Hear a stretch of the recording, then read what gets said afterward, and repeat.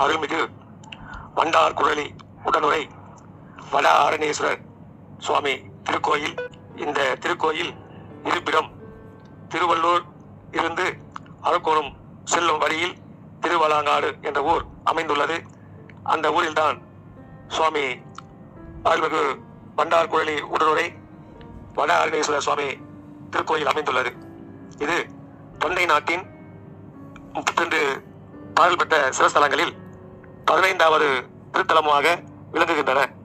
1956ஆம் ஆண்டு நாட்டுக்கோட்டை நகரத்தார் அவர்களால் திருப்பணி செய்து கும்பாபிஷேகம் நடைபெற்றது.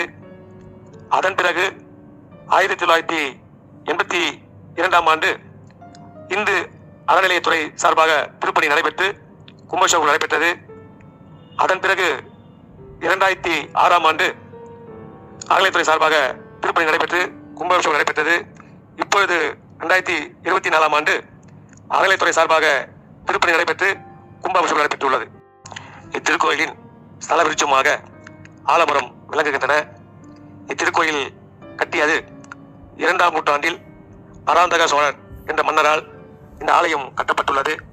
அதன் பிறகு 1906ஆம் ஆண்டில் நாட்டுக்கோட்டை நகரத்தார் செட்டியார் அவர்கள் இத்திருப்பணியை விரிவாக்கம் பண்ணி கோயில் விஸ்தரிப்பு செய்துள்ளார்கள். இந்த திருவலாங்காடு திருக்கோயில் திருவள்ளூர் மாவட்டத்தை சேர்ந்ததாகும். சத்திரத்தை பத்தி ஷார்ட்டா நீங்க சொல்லுங்க. இப்ப எப்படி அது பண்றீங்க, என்ன ஏது?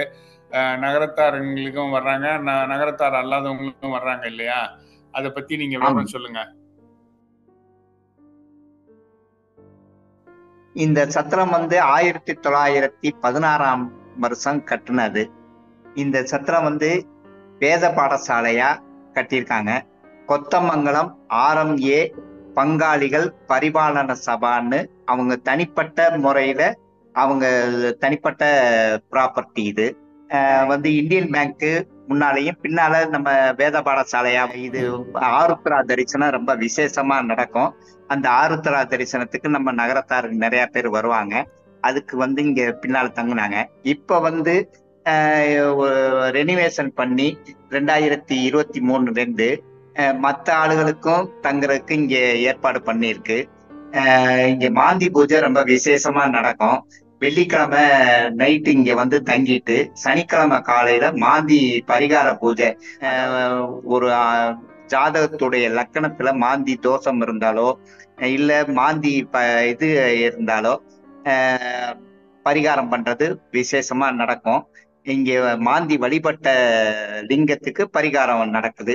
1600 ரூபா கவர்மெண்ட்ல இருந்தே ரிசிப்ட் கொடுத்துறாங்க. அவங்க எல்லாமே அவங்களே கொடுத்துறாங்க.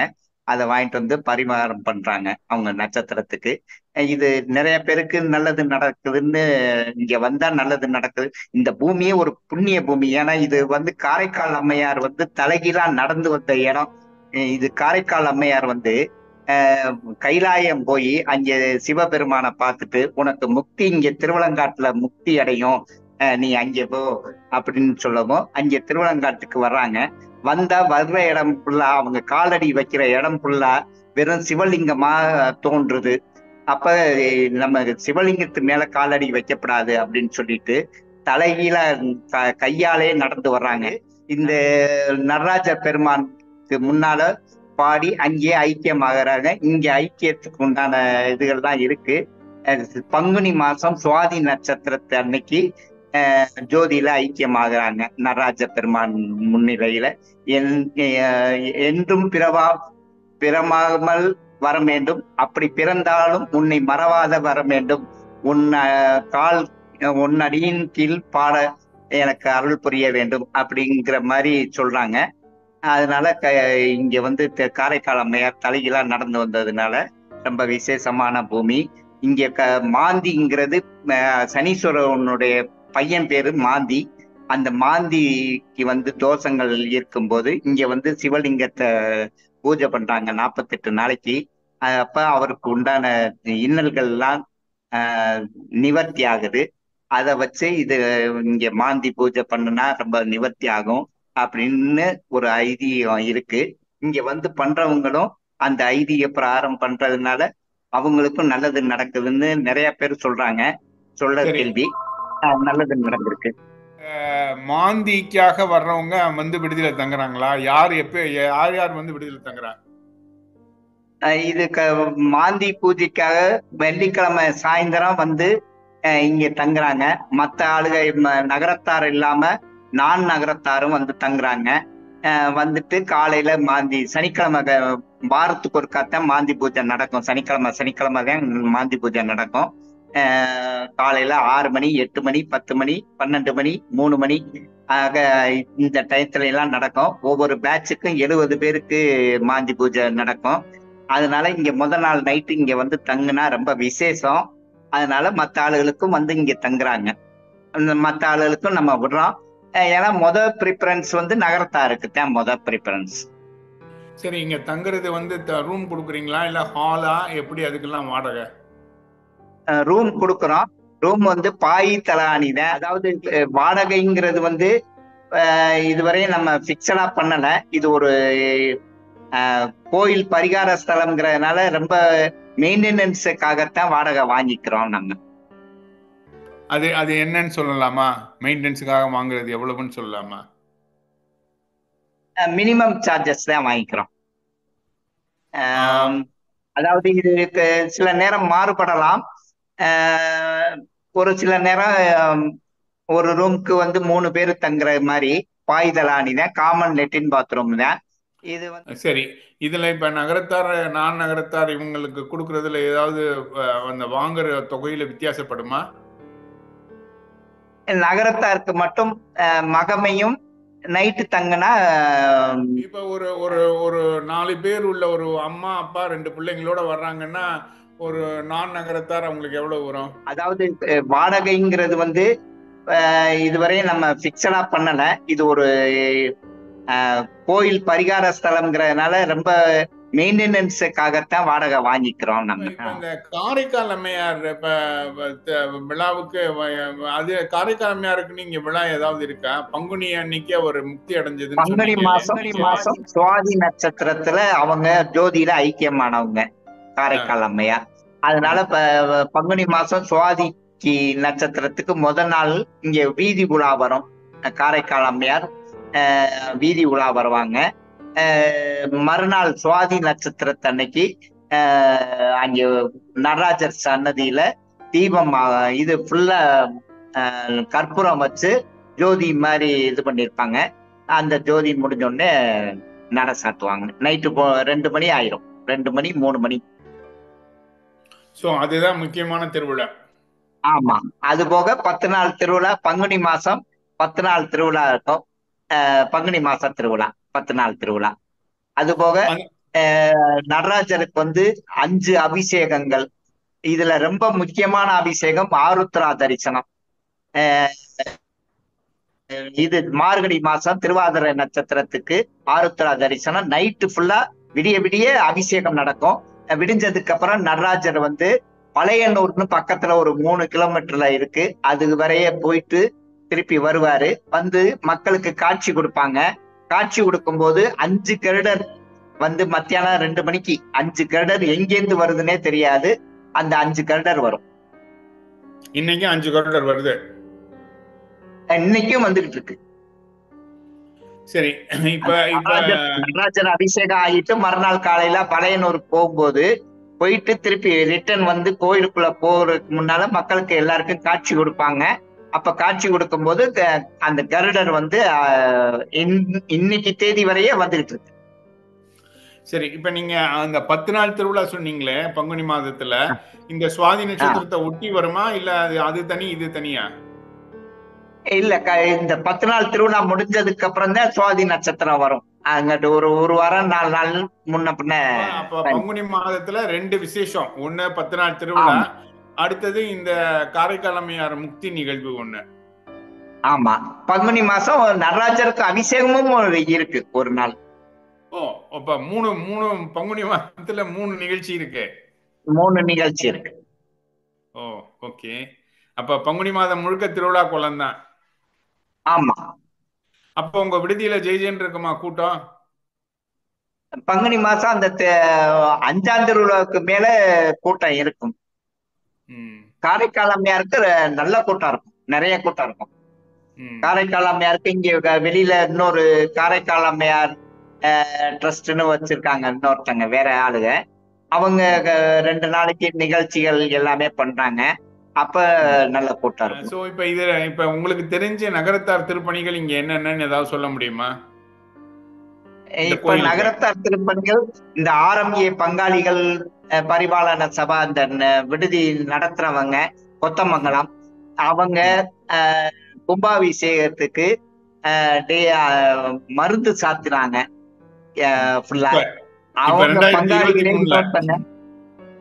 நீங்க சொல்றது 2023 24 24 ம் 24 ம் 24 ஃபுல்லா எல்லா பரிபாலன சாமிகளுக்கும், மூலவருக்கு, உற்சவருக்கு, இது மூலவருக்கு, அம்பாளுக்கு எல்லாருக்குமே அந்த மருந்து சாத்தினது இவங்க விடுதியிலிருந்து சாத்தினாங்க.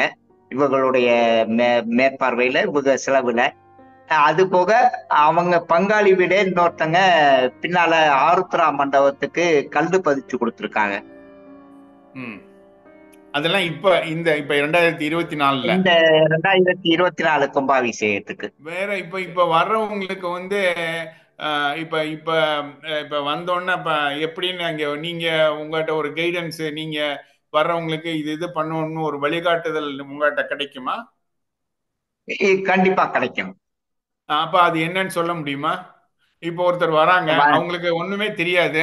ஒண்ணும் தெரியாம ஒருத்தர் வராங்க, வந்தவங்களுக்கு நீங்க எப்படி வழிபடணும் இந்த கோயில்லன்னு என்ன வழிபாட்டு முறையா என்ன சொல்லுவீங்க?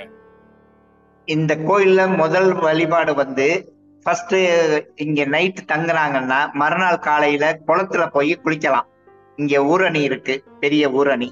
அந்த ஊரணியில குளிச்சுட்டு எய்தாப்புல பக்கத்துல காளி கோயில் இருக்கு. காளி காளி பத்திரகாளி அம்மன் கோயில் இருக்கு. அந்த கோயில்ல 2 சுத்து சுத்திட்டு 2 அவங்க சோசியர்கள் யாராச்சும் 11 விளக்கு ஏத்துங்க, 26 விளக்கு ஏத்துங்க, அவங்களுக்கு ஜாதக பிரகாரம் சொல்லிட்டாருன்னா பிரச்சனை இல்லை. இல்லைன்னா 2 விளக்கு 2 சுத்து சுத்திட்டு 2 விளக்கு ஏத்தி வச்சுட்டு, நெய் விளக்கு 2 விளக்கு ஏத்தி வச்சுட்டு காளி கோயிலுக்கு தான் போகணும். போயிட்டு அங்க பார்த்துட்டு அதுக்கப்புறம் தான் சிவன் கோயிலுக்கு, இங்க வடநேரேஸ்வரர் கோயிலுக்கு வரணும். வந்து சாமியை கும்பிட்டு மாந்தி பூஜை பண்றதா இருந்தா மாந்தி பூஜை பண்ணிட்டு அம்பாளை கும்பிட்டு இங்க பண்ற பரிகாரம் பண்ற தேங்காய் பழம் எல்லாமே வீட்டுக்கு எடுத்துட்டு போகலாம். இங்கேருந்து வேற எந்த கோயிலுக்கும் போகலாம். இங்கேருந்து வேற எங்கேயும் போகக்கூடாது, நம்ம வீட்டுக்கு தான் போகணுங்கிற அவசியம் கிடையாது. வேற கோயில்களுக்கும் போகலாம். இது பரிகார ஸ்தலமா இருந்தாலும் இங்க வந்து பரிகாரம் வந்து பண்ணிட்டா வேற எங்க வேணாலும் போகலாம். நம்ம வீட்டுக்கு தான் போகணுங்கிற அவசியம் சரி. கிடையாது. நம்ம இப்ப வேற கோயில்களுக்கும் போகலாம். சரி, இப்ப இந்த ஒரு வருடத்துல உங்களுக்கு இந்த இந்த விடுதிக்கு வந்து நீங்க ஒரு வருடம் ஆகுதுங்கிறீங்க. இந்த ஒரு வருடத்துல நீங்க மறக்க முடியாத நிகழ்வுன்னு எதையாவது சொல்ல முடியுமா? மறக்க முடியாத நினைவுகள் வந்து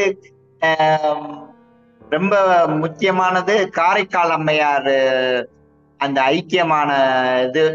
2வது அந்த கும்பாபிஷேகத்துக்கு இங்க எல்லாம் ஏற்பாடு பண்ணி இங்க அன்னதானம் பண்ணாங்க. அவங்க ஆர்எம்ஏ பங்காளிகள், பரிபாலன சபையிலேருந்து அன்னதானம் பண்ணாங்க. அதுக்கப்புறம் பங்குனி மாசத்துல திருத்தணிக்கு பாத யாத்திரை நடந்து போவாங்க. அவங்க இங்கதான் ஒரு 1500 2000 பேருக்கு அன்னதானம் பண்ணாங்க. அவங்க பண்ணாங்க.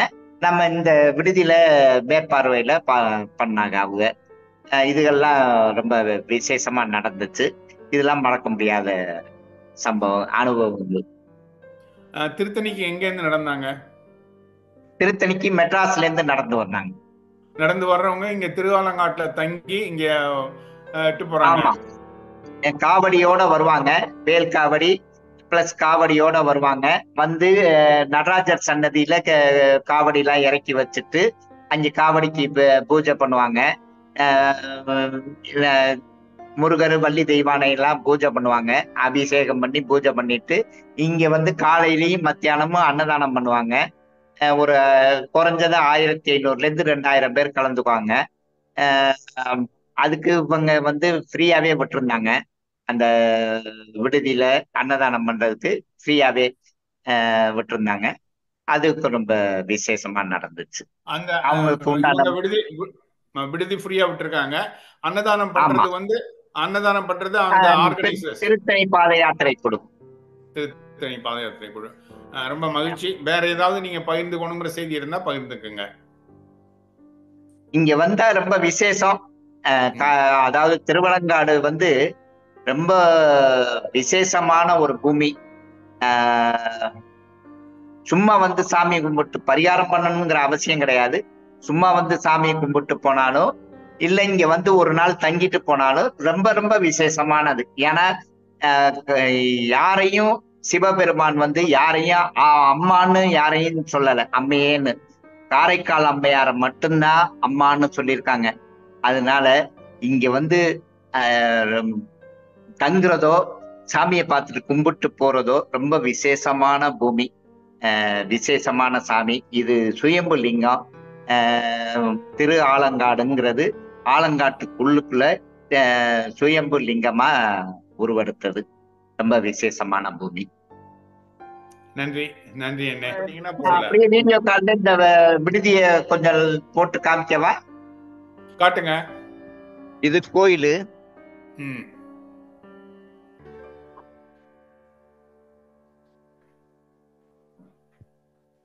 இது நம்ம விடுதியுடைய முகப்பு. ஆமா, கோயில்ல இருந்து ஒரு கோயில்ல இருந்து வெளியில வந்தா விடுதி.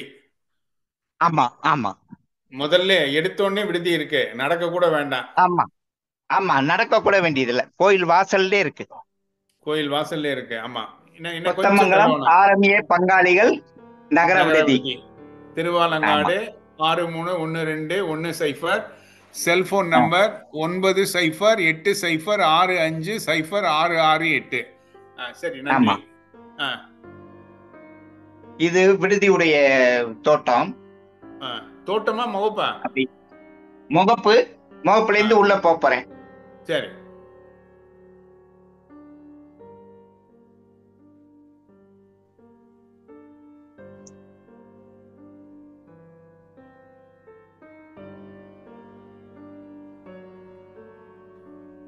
இங்க ஒரு போர்டு இருக்கு.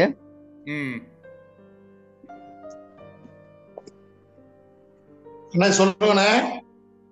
இந்த ஒரே நிமிஷம் இந்த விடுதியை காமிச்சுட்டேன்.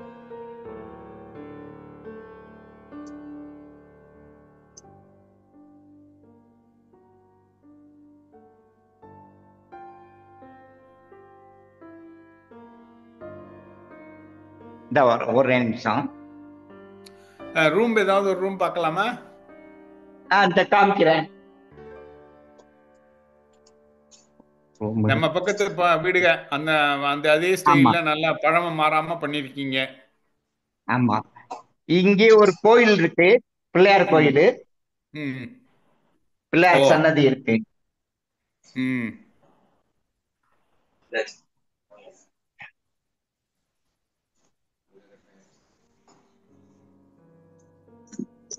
இந்த ரூம பாத்துருங்க. ஒரே ரூம் காமிக்கிறேன்.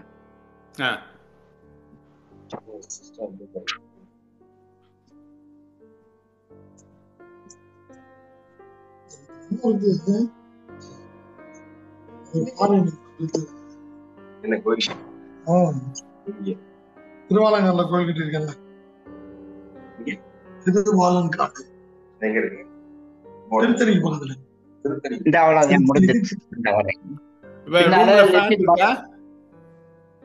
ஃபேன் இருக்கு.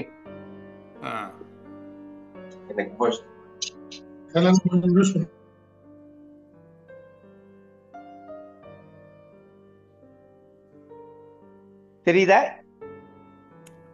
தெரியுது. பின்னால ஒரு கிணறு இருக்கு, லெட்டின் பாத்ரூம்லாம் இருக்கு.